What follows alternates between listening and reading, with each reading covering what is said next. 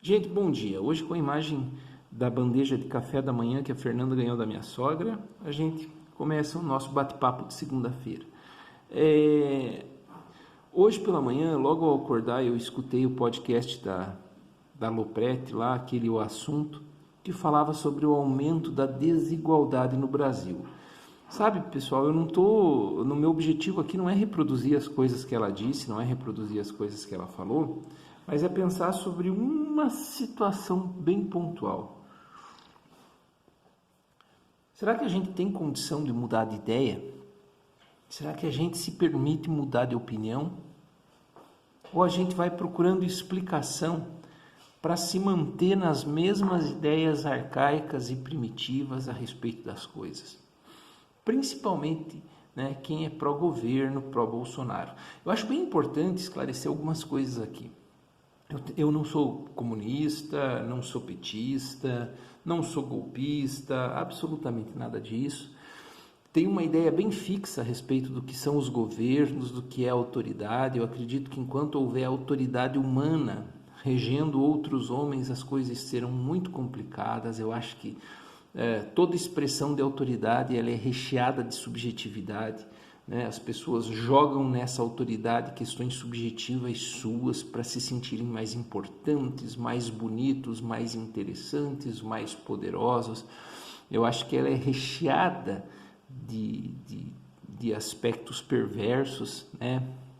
Bom, mas isso também não é a questão. Mas, sim, né, existem pontos que poderiam ser diferentes se as coisas fossem diferentes. Né? E nesse podcast de hoje, eu não vou fazer uma reprodução a respeito disso, não é o objetivo. Eles falaram a respeito do aumento da desigualdade. Né? De 9 milhões de pessoas vivendo em extrema pobreza, hoje nós partimos para 13 milhões, é a população de Portugal. Né? E o que eu achei mais interessante desse podcast, do assunto, eu vou tentar colocar aqui o linkzinho, é que ele foi produzido por, como é que se chama? Por economistas que contribuíram, né, na construção da política desse atual governo, ou seja, então não são petistas, não são contrários, não são pessoas tentando derrubar o governo, não, simplesmente pessoas que mostram, né, que o investimento em relação às pessoas que vivem abaixo da linha da pobreza não cresceu, né? Você veja, nós partimos de 9 milhões e fomos a 13 milhões de pessoas vivendo com menos de R$ 145 por mês. Deixa eu abrir aqui para ver. Vai lá.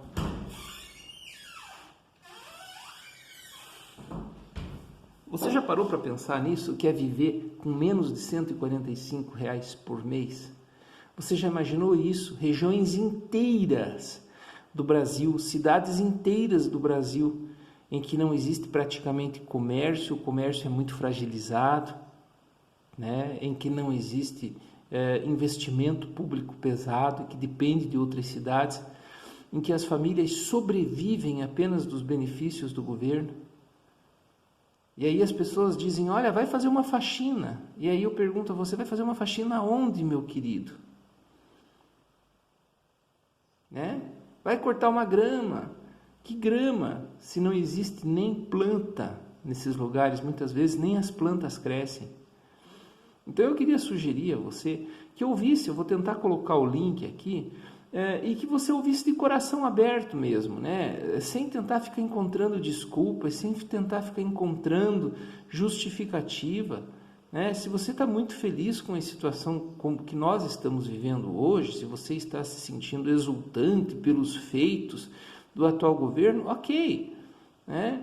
Mas é importante também você acrescentar a alegria que você está vivendo pelos feitos, alguns pontos de interrogação, alguns pedidos, né? A possibilidade de começarem a olhar para os pobres, a possibilidade de começarem a ter políticas voltadas para essa população. Corte de benefício social nunca impactou a meta fiscal de ninguém. Aumento, né, nos benefícios sociais nunca impactou a meta fiscal de ninguém. não muda a realidade do Brasil, mas muda a realidade dos pobres, muda a realidade das cidades, ajuda as pessoas a voltarem a se alimentar. Lá em 2012, nós tínhamos menos de 9 milhões de pessoas vivendo e com um decréscimo significativo a cada passo. De lá para cá, com a crise política, as coisas começaram a piorar. Pelo que eu entendi do que essas pessoas disseram, em 2030 nós vamos voltar ao início da meta, ou seja, nós não vamos ter avanço de tipo nenhum. A minha questão, meu papo com você hoje não é sobre o que foi dito no podcast das desigualdades sociais, do aumento das desigualdades, em que o 40% da população mais pobre, 90% da população mais pobre perdeu 40% da sua renda, e 10% da população mais rica quase dobrou. Ou seja, o aumento da desigualdade é evidente. Quem convive com a miséria no dia a dia sabe que a gente não precisa de dados oficiais, a gente não precisa dos índices de Gini, de Palme para falar a respeito dessas coisas. É só enxergar. Agora, eu queria convidar cada um e cada uma a parar e pensar, quando você se depara com essas situações, quando você se depara com números, como é que você reage? Você diz que isso é conversa de petista? Ou você se põe a perguntar, você coloca pontos de interrogação e você se põe a discutir e se permitir, às vezes, mudar de ideia? É importante que muitas vezes as pessoas deixem de ser aqueles pombos, A Fernanda fala muito isso, É a mesma coisa que jogar xadrez com pombo, Tem pessoa que caga no tabuleiro, derruba as peças e ainda sai cantando vitória. Ou seja, não escuta, não se interessa, não quer saber e tenta encontrar justificativa para aquilo que é injustificável. Enquanto a solidariedade não estiver presente na forma de governar das pessoas, pessoal, infelizmente, o prejuízo vai ser só nosso. Não adianta a gente se iludir, não adianta essa classe média que a gente tem por aí, que está podendo voltar a fazer prestação porque acredita que os juros diminuíram.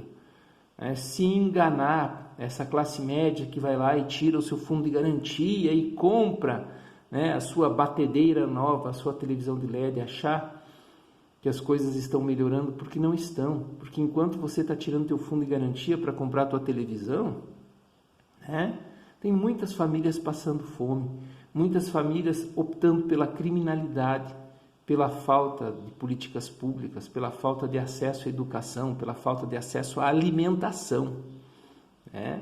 Não adianta. Enquanto a gente não olhar para o vizinho, nós não vamos estar seguros. Se a pessoa que convive comigo não estiver bem, eu não vou nunca estar bem. Mas as pessoas têm dificuldade, Imagine. Como é que eu vou sentir que eu estou enriquecendo, que eu estou crescendo na minha vida, se não estiver alguém que esteja pior do que eu, Eu preciso ter o pobre ali para me aplaudir, eu preciso ter o pobre ali para eu me sentir em crescimento, em desenvolvimento. É assim que as coisas são, é assim que a coisa funciona. Mas não se iluda. Não se iluda. Se o pobre não estiver alimentado, nós todos estaremos correndo risco. Se o pobre não tiver acesso às políticas públicas, se o pobre não tiver acesso ao emprego, ao investimento, não tiver acesso a lazer, a educação, a asfalto, a saneamento, a sociedade toda estará em risco. Por favor, vamos ter um olhar um pouquinho mais solidário. E pense nisso quando você vê alguém no YouTube fazendo uma campanha do fundo do coração. Comece a pensar nisso. Comece a se pôr dentro de uma casa em que muitas vezes a pessoa cata papelão o dia inteiro para no fim do dia conseguir 11, 15 reais para comprar uma volta de mortadela lá e alguns pãezinhos. Quantas e quantas famílias, pessoal, há meses não faz uma refeição completa com feijão, com arroz, com uma verdura. São muitas e muitas famílias.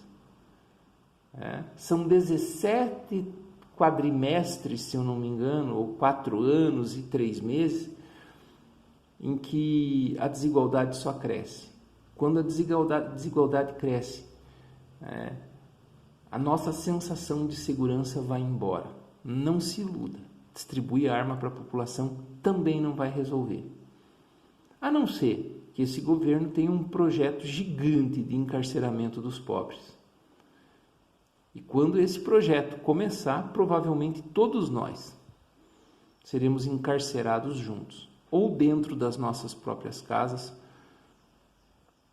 ou nas cadeias.